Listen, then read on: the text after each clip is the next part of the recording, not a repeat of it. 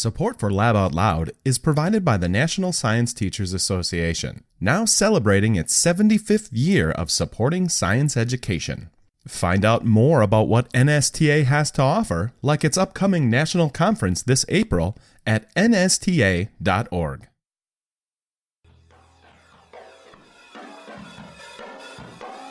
You're listening to the Lab Out Loud podcast, Science for the Classroom and Beyond.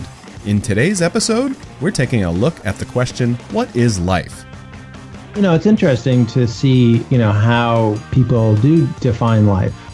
It's certainly good to bring that to the attention of students. The more that you understand biology, I think the more interesting it is to come back to the question because it actually gets harder. That's up next on Lab Out Loud, but first, I'm your co-host, Dale Basler. And I'm Brian Bartel.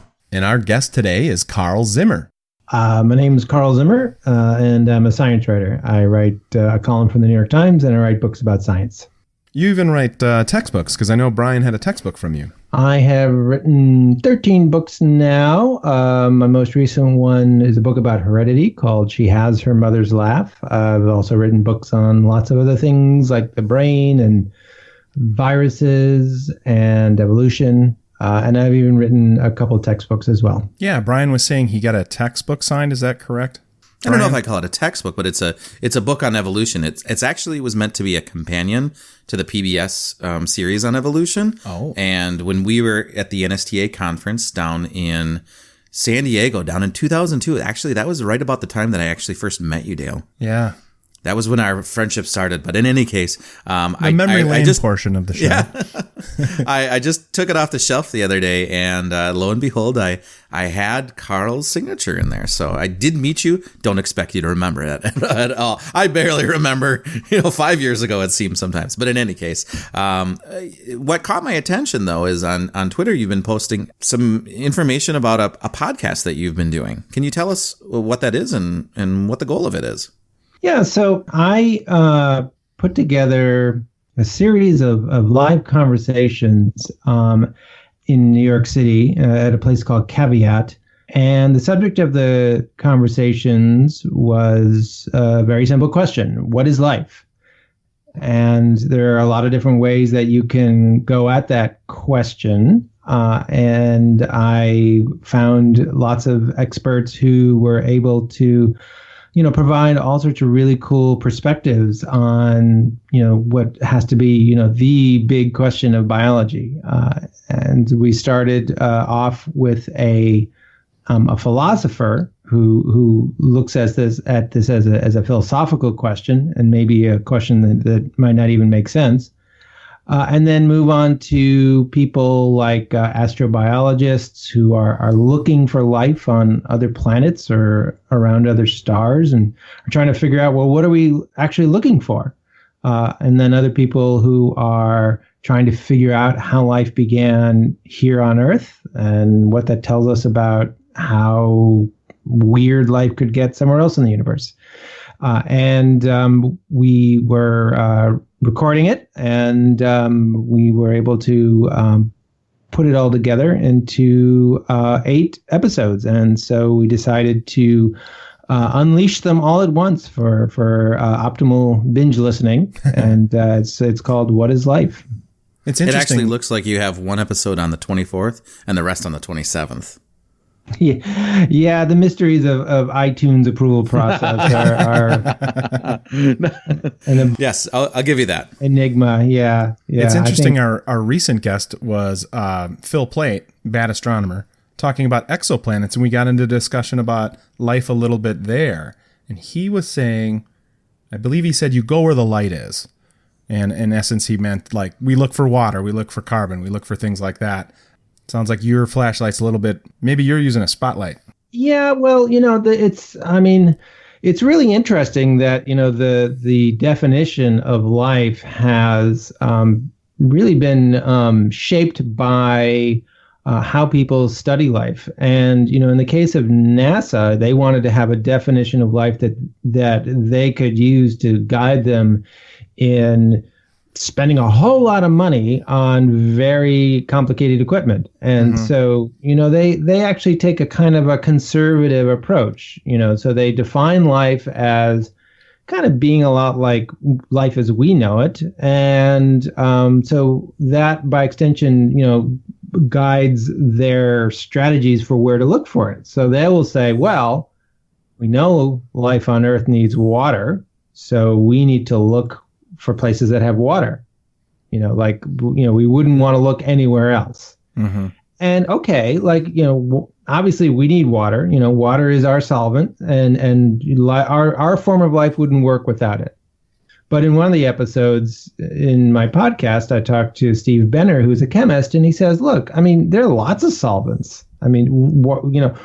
Just because we use one solvent doesn't mean that life couldn't have invented a way to use a different solvent. Like so, well, if you're on a moon, orbiting Jupiter or Saturn, and instead of water you have liquid ethane or ethane, that might work too. And there are other liquids that could work as well. In theory, no one has found this life that lives in something other than water, but there are scientists like Benner who would say, maybe, NASA obviously needs to be kind of conservative because they don't want to go off on wild goose chases with taxpayer money, but we can't let that blind us to possibilities, weird possibilities, that life, maybe life doesn't need DNA. Maybe it can build a gene out of a completely different molecule.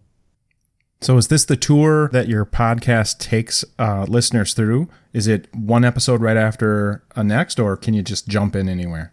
We design them so you can just listen to any of them on its own and go from there to the other one. So yeah, it's not like chapter 5, as we saw in our last chapter.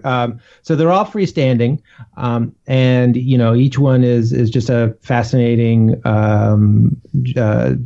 time with somebody who has some really interesting perspectives on life itself. It's interesting because this is a fundamental question that most biology classes probably start off with. Like the stereotypical chapter 1 is what is life? Well, my kids have come home with like a worksheet or something, and it's like list the 5 things. Very concrete what it was. Yeah, as if there's a definitive answer. I think that. Obviously there's an end to that chapter. There's questions at the end of that chapter. I suppose they can't go off on, they're like NASA. They can't go off on wild goose chases either. So they got to refine it a little bit. Well, it's interesting to see, how people do define life. I wrote an article some years ago about this whole issue of defining life. And I talked to a biologist who had gone around and looked for various definitions of life and put them all together into a catalog. And as I recall, he came up with over 300 different definitions that people were throwing around. 300? Yeah. Wow. And this is why it's good to talk to a philosopher. Like, for example, I spoke to Carlos Mariscal at University of Nevada, Las Vegas. And, what he and other philosophers point out is that, a lot of time when people are defining life, they're not actually really defining it. They are talking about things that living things have in common. Itemizing it. Right. And so, now you and I, have hair and we're alive, but it would be weird to say, life is made of things that have hair. That wouldn't make sense. So then people say like, okay, well, what is the list that applies to all living things? And that's actually like really hard because it's kind of arbitrary. And actually, this is the same problem that people had trying to define water in the Middle Ages. They would say, well, water is something that's wet, and if it gets cold, it turns to ice. But but then they have this problem because there'd be these things that were kind of like water, like alcohol, but clearly we're different somehow, and so they would say, well, this is a special kind of water, or it's like water, It's like the whole thermometer races, basically. Yeah, and so the problem was they didn't have a theory of water. So once you have a theory of water and as well as the rest of matter, then you can say, what's the definition of water? It's 2 hydrogen atoms and an oxygen atom. That's it. We're done. We don't have a theory of life. So we don't have a way of really defining it. And some people would argue that there is no definition because life is what we call life is not a thing but a process. So do biology teachers just have the Stead Poet Society moment where they rip out chapter 1 in every textbook? On top of your desk, stare it out. Well, no, but I think that's a good thing. I actually, when I taught in the classroom, one of the labs I did was like, what is life? And we presented a bunch of things that students could test, and there were things like brine shrimp eggs and sand and like sugar and things like that, and all of them looked inanimate, but they had to do some tests to kind of figure out. So sometimes life is circumstantial as well. And the process was not intended to necessarily release an outcome, but just making students go through that process and think about it, and how they could define it for themselves. That was more important for that activity. Yeah, no, I mean, I think the best that you can do is just to get people thinking about the question. And, the more that you understand biology, I think the more interesting it is to come back to the question, because it actually gets harder. So, when you learn about viruses, for example, whoa, like, are viruses alive? And there will be people who will say, scientists who will say, absolutely not. And other scientists will say, sure they are. And others will say, well, they're part of life, whatever that means. And so it's certainly good to bring that to the attention of students. Although, you're sort of in the position as a teacher that NASA is in. Like, you got, you have to get through, the lessons, and so we are held accountable by the taxpayers. Yeah, oh exactly. Yeah, you can't say we're going to spend all year just musing about how hard it is to define life. You got to move on. I'm calling all my classes missions from this point on. Well, I remember back to my high school years, and my teacher, Sarah Clough, she always presented us or trained us with the thought that living things are basically, they have kids who can have kids. That's the purpose of life in that way. But in that context, you could ascribe that to, prions and virions would be considered living in that vein. And, or what if you had a fertility issue? Does that mean this couple's dead? Oh, yeah. As soon as if a man gets a vasectomy, that doesn't mean that he's not alive anymore.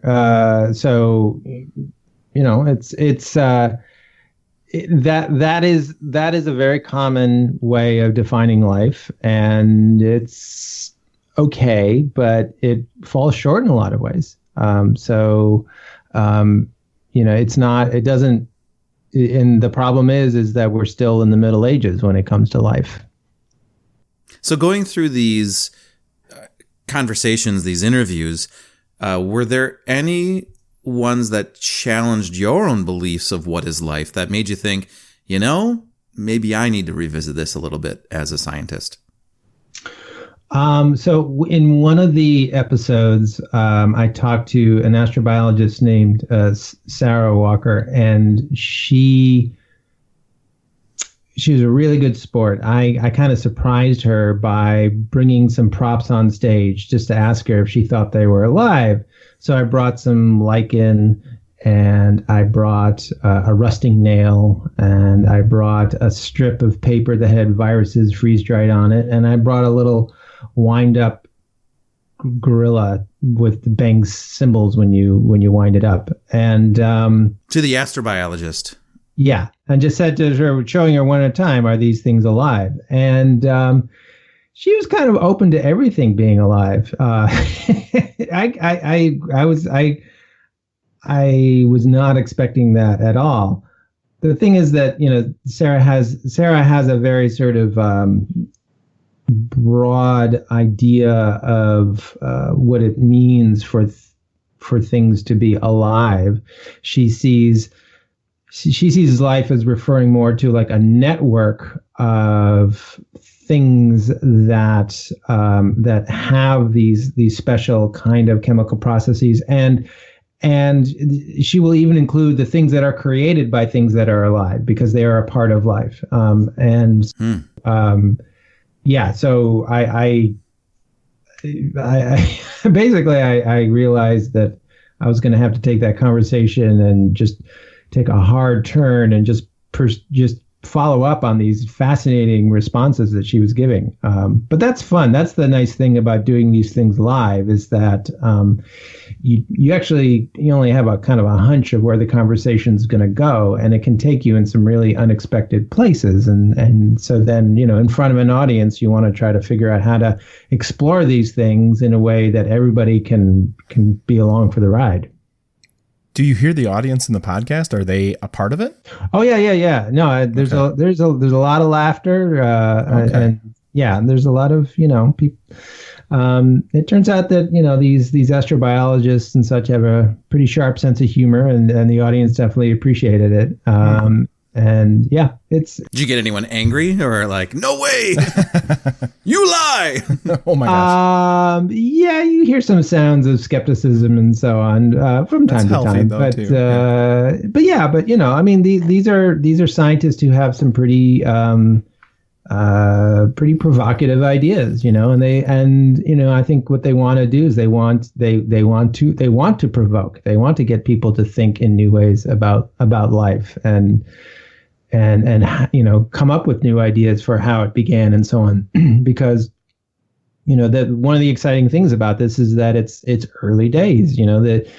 These folks are doing experiments that are very, very crude, and they need to be developing new frameworks for doing further research, and they know that, and so they're into being provocative. What do you think our listeners, teachers of science, will take away from the show? I think that they will see that the study of life and asking what is life, it's not just a sort of a BS session that you have in your dorm room at 2 a.m. There are fascinating ideas that have to do with life, how it began, the forms it can take, and so on. But more and more, there is hardcore research that scientists can bring to this. There are experiments. People will say, like, well, I think that a crucial part of the origin of life took place at the bottom of the ocean. Well, I talked to a microbial ecologist named Donatello Giovanelli, who actually goes to the bottom of the ocean, and we talk about what that's like. And he goes there and other weird places like acid lakes because he wants to understand the extremophiles. Exactly. He wants to see just how extreme an environment life can survive in, because these are in a way kind of like living models for the early Earth and some of the places on early Earth where people think maybe life began. So there's real work going on. You can talk about like, oh, wouldn't it be cool if we could make life from scratch? Well, in one of the episodes, I talked to Kate Adamala, who's a chemist at the University of Minnesota, who has a lab dedicated to trying to make life from scratch. That's what she does. Every day she goes in and tries to make a proto-cell, and she's making progress. She's not there yet, but like that's what she does for a living. And wow. It's a lot of fun to talk to these people who are just grappling at close range with these profound issues about life. What about like artificial intelligence, robotics, those kinds of things? I think this is being influenced because I just saw the movie Chappie, where the little police robot becomes sentient. Did you have conversations about that, or was there room for that? Well, we do talk a bit about that in the sense that monkey with tambourines. Well, exactly, yeah. Or the cymbals. Yeah. Is a wind-up toy that a wind-up gorilla that smashes cymbals together, is that alive? It has some of the features that we would put on our list, but not all of them. You're not going to see that wind-up toy, suddenly give birth. But could we make a wind-up gorilla eventually that could reproduce itself?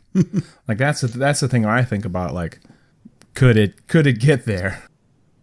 Well, I think that I think that question is a lot more urgent when you look at some of the research that's going on at places like Michigan State University, where they are making what you could call digital organisms. In other words, these are basically little pieces of software that sit on your computer. And this is a program called Avita, where these digital organisms have an environment that you get to sort of set the rules for, and then they feed and they basically build bigger programs, and they can evolve. And you can actually end up, taking a very simple program, and it winds up doing lots of different complicated things, adding numbers and so on, and doing it in a way which, if you actually look at the program, it's almost very difficult to reverse engineer it and figure out how this digital organism has evolved to do this thing. So in Evita, you really do start to wonder, well, is this alive? And it's a good question, and I'm not sure what the answer would be, but it's certainly a very legitimate one to ask in those particular situations. Yeah, there's a lot of it. We're seeing commercial after commercial. We're being inundated with talking to our machines now, and from that aspect, we're kind of folding those things into our daily life in that way. Yeah, I think that. My sense is that like a piece of software, like what's running Alexa is, I wouldn't say just because it's a piece of software that can listen to you that would make it alive. Mm-hmm. That wouldn't be enough for me. And now maybe I'm being subjective, but I would say that, if you want to call something alive,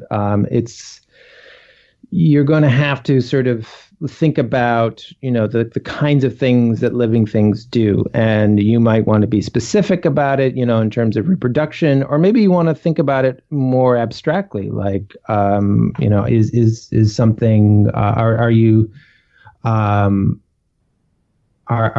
sort of, manipulating entropy in an interesting way?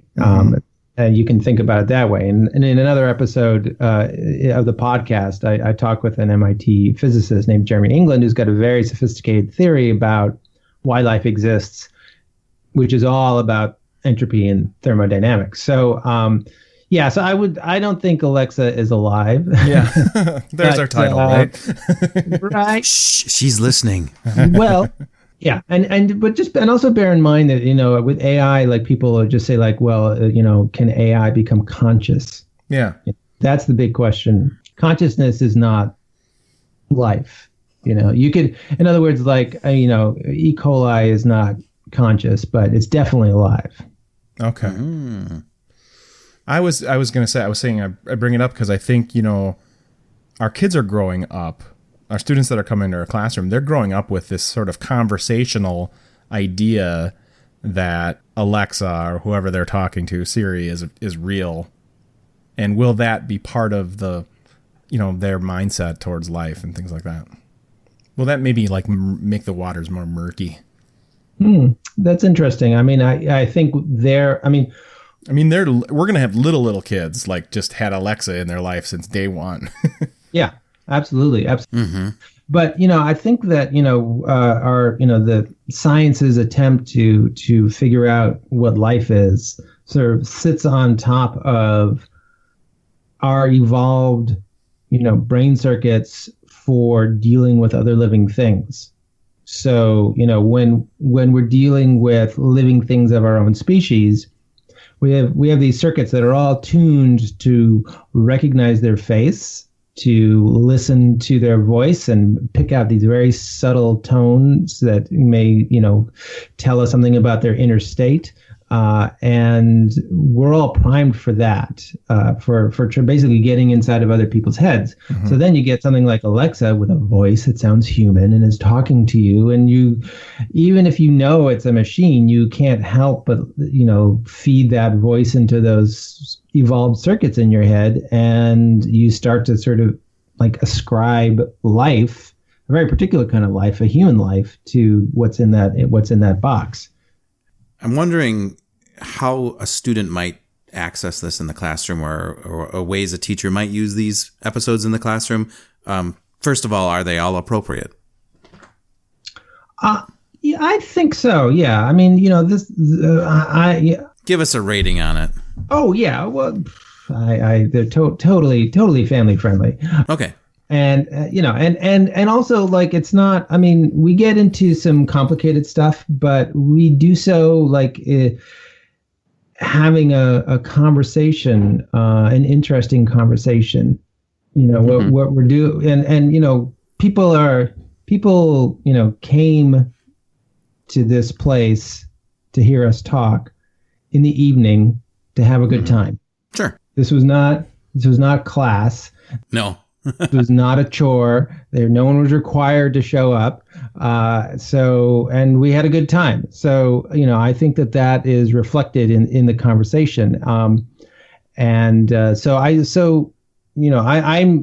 curious about, if podcasts in general are working their way into classrooms. I've heard that Radiolab has been used by some teachers, and I think that's great.